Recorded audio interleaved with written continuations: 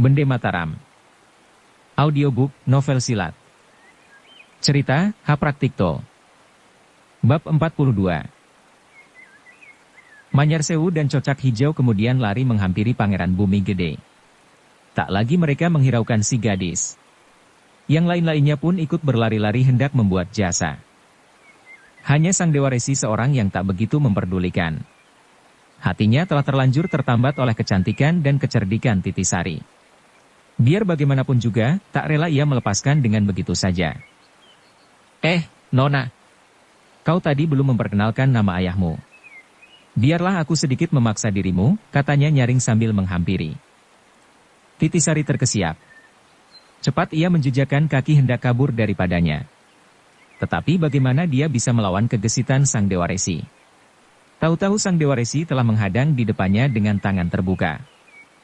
Titisari memekik kaget sambil melesat ke samping.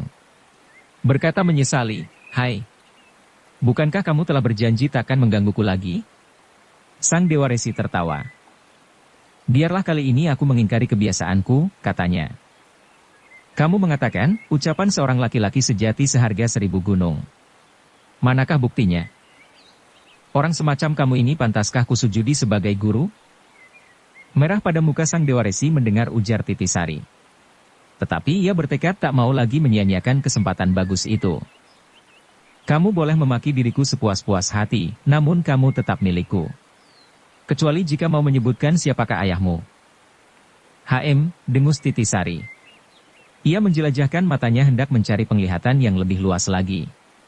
Mendadak tak jauh daripadanya berdirilah sesosok bayangan. Itulah Abdurasim pendekar dari Madura. Rupanya orang ini pun masih berpenasaran pula karena maksudnya hendak mengetahui nama ayah Titisari belum tercapai. "Ya, Nona, aku menyokong ucapan Sang Dewa Resi," katanya. "Mau tak mau kamu harus meluluskan permintaan kami. Karena bagaimanapun juga, takkan dapat kamu kabur dengan begitu saja."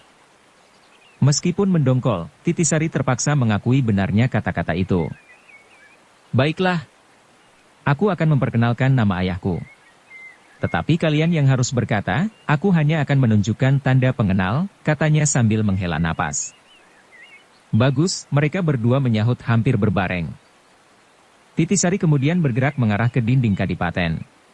Sebentar ia mendongakkan kepala, kemudian berkata, "Sekarang lihatlah dan tebaklah dengan cepat. Ingin kutahu apakah kalian ini pantas untuk mengenal nama ayahku." Sehabis berkata demikian, tangannya kemudian berputar-putar ke udara. Mendadak saja meninju udara. Sang Dewa Resi mengeringitkan dahi. Terasa angin tajam menyambar dirinya. Meskipun tidak kuat, tetapi baju luarnya terkibar selintasan. Abdurasim pun kaget tatkala mendengar kesiur angin. Mau ia menduga tengah kena serangan rahasia. Tetapi ketika kesiur angin itu tiada membawa tenaga, ia jadi heran. "Nah, aku telah memperkenalkan nama ayahku. Kini terserah padamu belaka, apakah kalian berdua pantas untuk mengenal nama ayahku?" kata Titisari.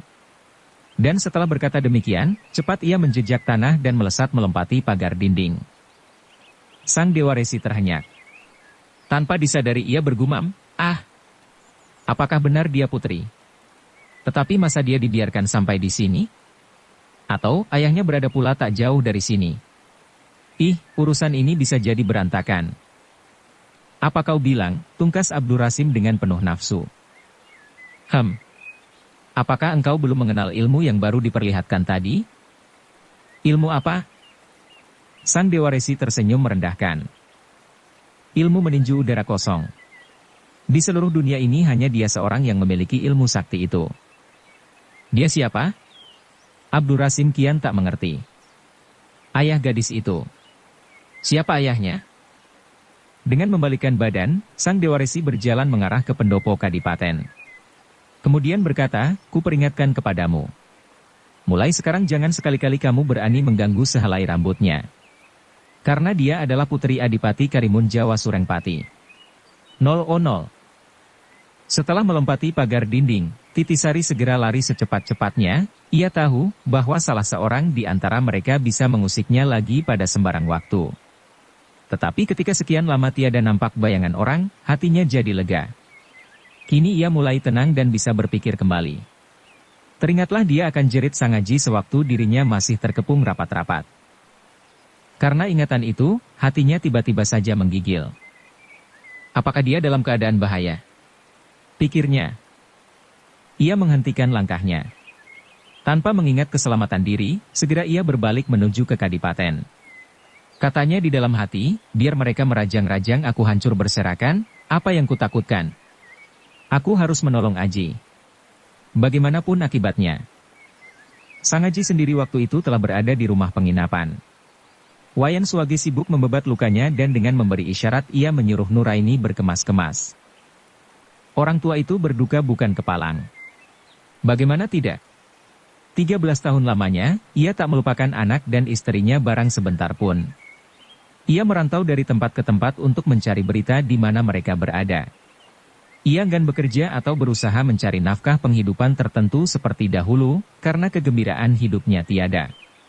Mendadak di luar dugaannya sendiri, ia dapat menemukan mereka dan bertemu kembali pula. Tetapi di luar dugaannya pula, keadaan anak dan istrinya seperti kanak-kanak yang mimpi menggenggam berlian sebesar ibu jari dan menjadi kecewa ketika bangun di pagi hari. Pada saat itu, ingin ia membunuh diri. Maklumlah, tiba-tiba saja di luar kemauannya sendiri, hatinya menyanyikan lagu kebencian yang meluap-luap. Ia benci mengutuk nasibnya. Ia benci dan mengutuk malapetaka yang menimpa dirinya. Ia benci dan mengutuk perubahan hati istri dan anaknya. Akhirnya ia benci dan mengutuk pula dirinya sendiri. Untung pada waktu gelombang kedukaan dan kebencian menindih dirinya, ia menemukan suatu mustika baru yang sangat berharga baginya. Yakni, Sang Aji anak sahabatnya. Anakku, katanya berbisik sambil membebat pergelangan tangannya. Di sebelah selatan Keresidenan Pekalongan terletak sebuah desa aman damai. Desa itu bernama Karangtinalang. Kamu harus pergi ke sana, anakku. Menjenguk kampung halaman, rumahmu dan tempatmu dilahirkan. Di desa itu kamu akan menemukan sebuah halaman luas. Dahulu berdiri sebuah rumah panjang terbuat dari papan. Aku dan almarhum ayahmu lah yang mendirikan. Kini, rumah itu tidak ada lagi. Tetapi aku telah membangun sebuah rumah baru di atas tanah itu. Meskipun tidak sementereng dahulu, tetapi cukuplah sebagai bekal hidup tenteram. Jenguklah rumah itu. Syukurlah kalau kamu sudi mendiami, ia berhenti mengesankan. Tiba-tiba saja matanya merah berkaca-kaca. Meneruskan dengan suara parau. Milikku satu-satunya di dunia ini hanyalah engkau seorang kini. Bibimu dan adik angkatmu Sanjaya sudah jadi milik orang lain. Karena itu, rumah dan pekarangan yang berada di desa Karangtinalang adalah milikmu seorang. Dengan ini aku mewariskan pula kepadamu. Kelak, bila aku bertemu almarhum ayahmu di alam baka, akan kusampaikan kabar, bagaimana aku dapat berjumpa denganmu begini tiba-tiba dan tiada terduga sama sekali. Pasti ayahmu akan bergembira dan memuji padaku. Sampai di sini, tiba-tiba orang tua itu tersenyum bahagia, seolah-olah telah terbayang keadaan hati sahabatnya yang telah pergi untuk selama-lamanya 13 tahun yang lalu. Sang Aji seorang perasa dan berwatak sederhana. Melihat keadaan Wayan Swage, ia jadi bergelisah luar biasa karena tak tahu apa yang harus dilakukan. Tak berani ia memandang Wayan Swage lama-lama, pandangnya segera dialihkan kepada Nuraini. Gadis ini pun membungkam mulutnya. Pikirannya sedang kalut. Sanjaya yang sudah berhasil mencuri hatinya, tak pernah terlupakan barang sebentar pun. Sebenarnya ingin ia berada di Pekalongan lebih lama lagi. Tetapi ia tak berani membantah kehendak ayah angkatnya. Nuraini. Tiba-tiba Wayan Swage berkata kepadanya. Kamu harus menyertai Sang Aji pulang ke kampung halamannya. Tunjukkan di mana rumahnya berdiri. Sampaikan pula kepada kepala kampung, bahwa rumah dan pekaranganku itu kuwariskan kepadanya. Nuraini menghadap padanya. Pandang matanya menebak-nebak. Ia menyiratkan pandang pula kepada Sang Aji. Tatkala hendak memanggut, tiba-tiba matanya berkilatan. Katanya dengan suara tertekan, bukankah kita berangkat pulang ke kampung bersama-sama? Wayan Swage tersenyum pahit. Pandangnya tak terlepas daripadanya. Kemudian dengan menahan napas, ia menjawab, tidak, anakku. Aku masih mempunyai suatu urusan yang belum ku selesaikan. Ayah mau kemana? Nuraini terkejut. Kembali Wayan Swage menahan napas. Kemudian ia duduk menghempaskan diri di atas pembaringannya. Dengan pandang terharu ia membagi mata kepada Sang Aji dan Nuraini. Lama ia berdiam diri seolah-olah lagi menimbang-nimbang suatu susunan kata-kata. Selagi mulutnya hendak berbicara, mendadak terdengarlah suara gemuruh di jalan. Itulah suara derap langkah pengiring-pengiring Pangeran Bumi Gede yang sedang mencari padanya. Kaget ia menegakkan tubuh. Sekonyong-konyong ia melompat menerkam pergelangan tangan Sang Aji sambil berkata mengeluh. Ah, rupanya Dewata tidak memberi kesempatan lebih lagi. Alangkah kikir hidup ini. Mari anakku, aku ingin menyampaikan sesuatu hal kepadamu. Ia membawa Sang Aji keluar kamar. Kemudian berkata dengan berbisik, anakku, tak dapat aku berbicara berkepanjangan kepadamu, mengapa semuanya ini mesti terjadi. Tetapi ingat-ingatlah pesanku ini. Sesampaimu di desa tempat kamu dilahirkan, lekas-lekaslah berangkat ke Tenggara. Di sana kamu akan melihat sepetak hutan, dan suatu perkampungan baru. Dahulu hutan itu terbakar habis. Kini tinggal sisa-sisanya belaka. Meskipun demikian bekas-bekas kelebatannya belum juga hilang. Di sana kamu akan melihat sungai berlumpur yang melingkari hutan itu. Carilah di antara tebingnya suatu penglihatan penuh batu-batu. Turunlah ke bawah. Di dasar sungai itu, kamu akan menemukan pusaka warisanmu. 2 buah jumlahnya. Kuwariskan kedua-duanya pula kepadamu. Sang Aji pada saat itu seperti kehilangan dirinya sendiri. Maklumlah, dalam waktu sesingkat itu, ia memperoleh kesan-kesan luar biasa yang mengejutkan hatinya yang sederhana. Meskipun demikian, karena kesan kesungguhan Wayan Suwage, masih ia mampu berkata, pusaka apa itu? Dengus Wayan Suwage. Ia melemparkan pandang ke arah jalan. Pengiring-pengiring Pangeran Bumi Gede mulai mengepung penginapan. Sekaligus terjadilah suatu kegemparan. Baik pemilik rumah penginapan maupun yang menginap jadi terbangun terkejut. Mereka lari berserabutan keluar untuk mencari keterangan mengapa tiba-tiba rumah penginapan dikepung oleh para penguasa pemerintah. Melihat keadaan demikian, Wayan Suwage mengambil keputusan cepat. Ingat-ingatlah saja jumlahnya. Kelak kamu akan mengerti sendiri. Sekarang tidak ada waktu lagi untuk menerangkan sejelas-jelasnya. Mari anakku, tolong ikatkan tombakku ke lenganku. Biar bagaimana, aku tak menyerah begitu saja terhadap mereka. Setelah berkata demikian, Wayan Suwage memasuki kamar dan menyambar sebilah tombak yang sudah berkarat. Tombak itu segera diangsurkan kepada Sang Aji. Carilah tali pengikat, perintahnya. Mula-mula Sang Aji tak mengerti maksud Wayan Suwage. Tetapi ketika pandang matanya melihat kain pembebat yang melibat pergelangan tangan, segera ia dapat menebak maksudnya. Wayan Suwage benar-benar telah mengambil keputusan hendak mengadakan perlawanan dengan mengadu nyawa. Karena pergelangan tangannya patah, maka ia hendak mengikatkan sebilah tombak pada lengannya. Sebentar saja Sang Aji telah menemukan tali pengikat dan segera bekerja dengan tekun. Tangkai tombak ditempelkan pada sisi lengan, kemudian dengan cekatan ia mengikatnya erat-erat. Anakku, kata Wayan Suwage dengan nada tegar. Semasa mudaku, aku pandai bermain tombak ajaran Pulau Bali. Ayahmu pun mahir pula. Dahulu dengan bekerja sama dengan ayahmu, aku pernah mengusir 7 orang rombongan Banyumas sekaligus. Sekarang meskipun aku hanya seorang, belum tentu akan dirobohkan mereka dengan gampang. Mendengar Wayan Suwage mengisahkan pengalamannya dahulu dengan almarhum ayahnya, hati Sang Aji berdebar-debar.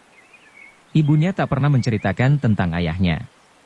Barangkali bermaksud agar dia tidak terganggu kedamaian hatinya. Itulah sebabnya, tak mengherankan kalau ia ingin mengetahui dengan penuh nafsu. Sayang, tatkala ia hendak minta kisah ayahnya lebih banyak lagi, pasukan Pangeran Bumi Gede mulai memasuki halaman rumah penginapan. Sang Aji, Nuraini, di sini kita terjepit. Mari kita mencari tempat yang lebih luas, kata Wayan Suwage nyaring. Agaknya kita telah terkepung, Paman, sahut Sang Aji. Benarkah kita telah terkepung?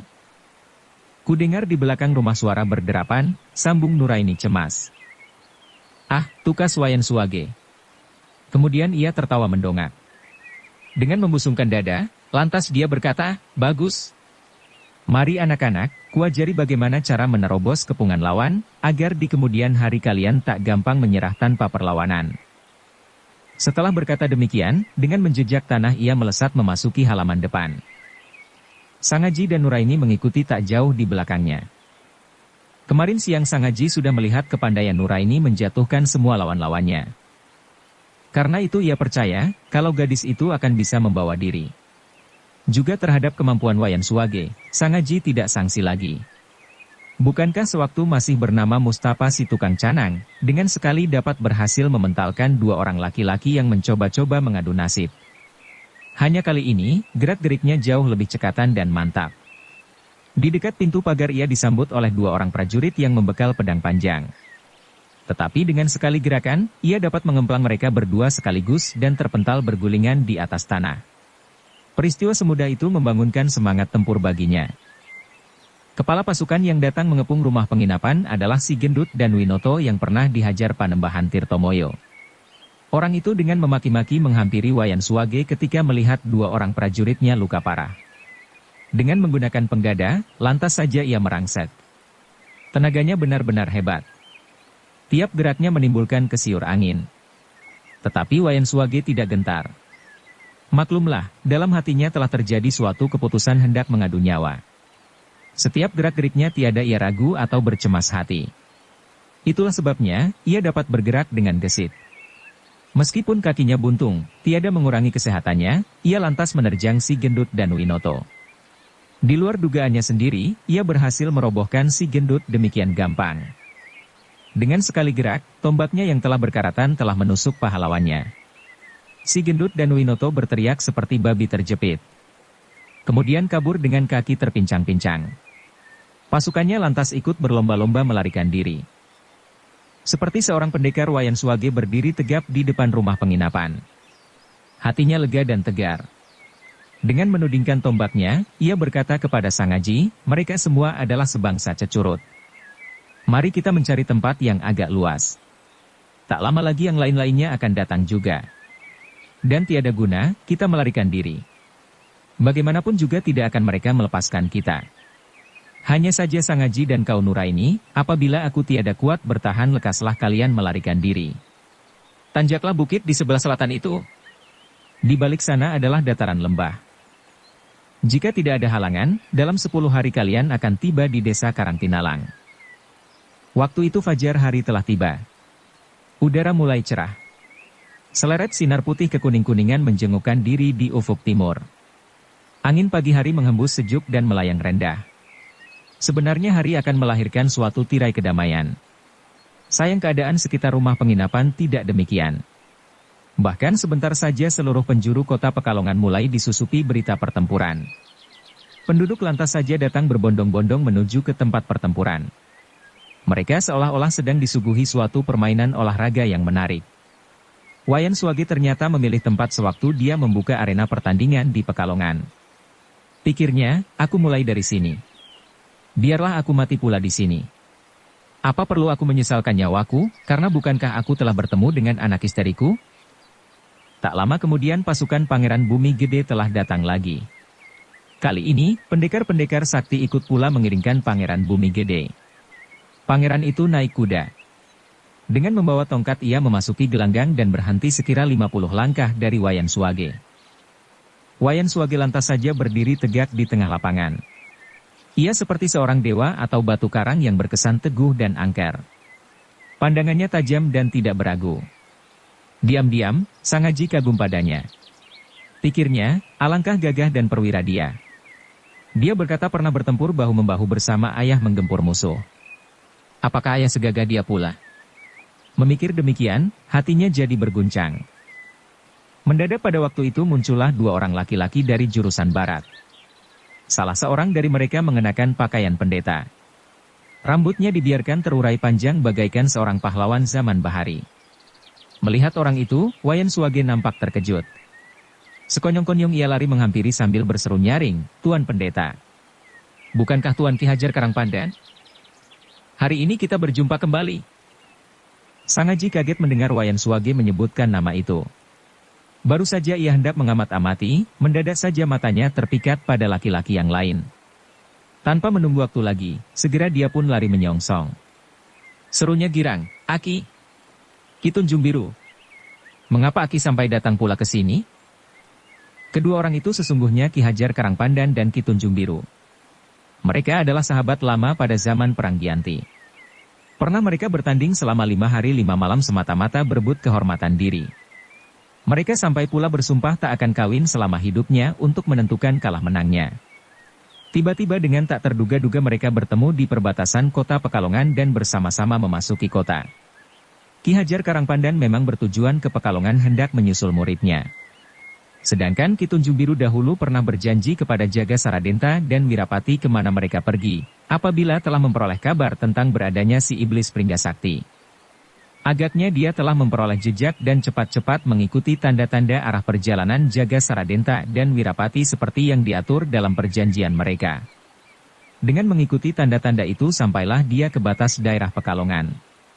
Dan pada suatu hari dia bertemu dengan sahabat lamanya Ki Hajar Karangpandan. Inilah suatu pertemuan di luar dugaannya. Dan sekali lagi ia bertemu pula dengan Sang Aji.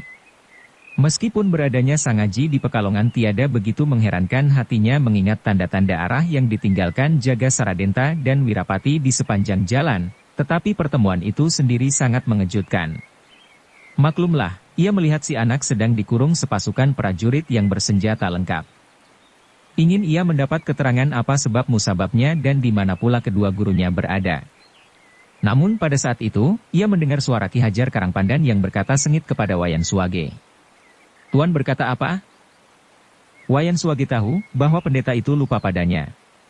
Maklumlah, selama 12 tahun belum pernah berjumpa kembali biar sekalipun. Apalagi keadaan dirinya kini jauh berubah daripada dahulu.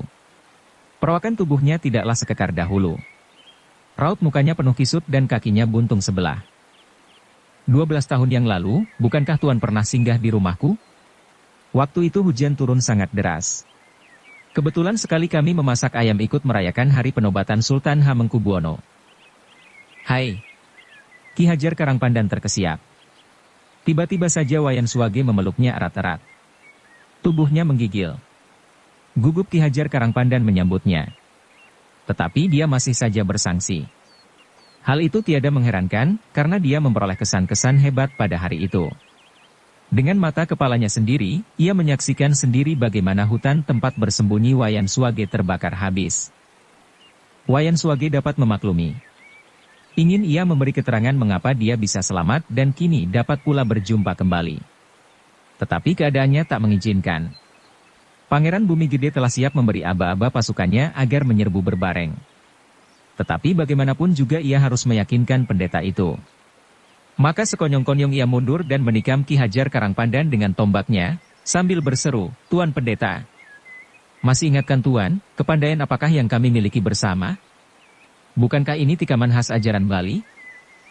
Ki Hajar Karangpandan terkejut. Gesit ia mundur, tetapi segera ia mengenal gerakan-gerakan Wayan Suwage. Dengan terharu ia berseru, oh saudara Wayan Suwage. Bukankah engkau Ayah Sanjaya? Meskipun jauh berkurang, aku pun mengajarinya pula beberapa jurus ilmu tombak Bali yang kucuri waktu kalian berkelahi melawan bangsat-bangsat Banyumas. Saudara Wayan Suwage ternyata masih hidup. Wayan Suwage menarik serangannya. Ia tiada menanggapi ucapan Ki Hajar Karangpandan. Dengan melemparkan pandang kepada barisan Pangeran Bumi Gede ia berkata, Tuan Pendeta. Di antara mereka terdapatlah musuhku yang melarikan istri dan anakku. Aku hanya minta tolong kepada Tuan Pendeta, sampaikan sepatah kataku kepadanya. Kalau dia sudah berhasil membinasakan aku, sekali-kali jangan ganggu anak sahabatku. Anak sahabatmu? Yang mana? Ki Hajar Karangpandan heran. Wayan Suwage lantas saja meraih Sang Aji yang berdiri tegak di samping Ki Tunjung Biru. Katanya kemudian, inilah dia. Dia anak almarhum sahabatku Made Tantre. Namanya Sang Aji. Kepadanya lah aku menaruhkan seluruh harapanku. Ki Hajar Karangpandan terkejut bercampur heran. Dengan menuding dia berkata gemetaran, dia, anak sahabatmu. Anak saudaraku Made Tantre? Di manakah kamu menemukan dia? Kalau dikatakan menemukan, tidaklah kena. Semalam, aku berjumpa dengan tak tersangka-sangka. Sekarang, mati pun rasanya puas. Kau berkata apa? Sambung Nuraini cemas. Aku hendak mengadu nyawa. Aku ingin mati di hadapan anak isteriku. Dengan cara demikian aku akan menyampaikan kabar penghabisan kepada mereka, bahwa selama itu aku tak pernah melupakan barang sebentar pun. Tubuh Ki Hajar Karangpandan tiba-tiba menggigil. Suatu tanda bahwa ia mempunyai kesan hebat dalam dirinya. Sekilas pandang ia merenungi barisan Pangeran Bumi Gede. Kemudian beralih kepada Ki Tunjung Biru. Otong pendekar busuk. Setengah abad yang lalu kita pernah mencoba-coba mengadu kekuatan. Jahanam betul, kamu masih saja nampak awet muda.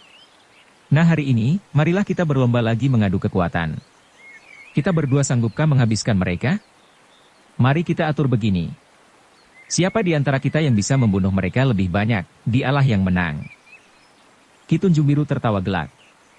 Sahutnya, kau pendeta jahanam masih berani juga menantangku. Aku ingin tahu, apa kamu masih seperkasa dahulu? Jangan-jangan tulang-tulangmu sudah jadi reot berkaratan.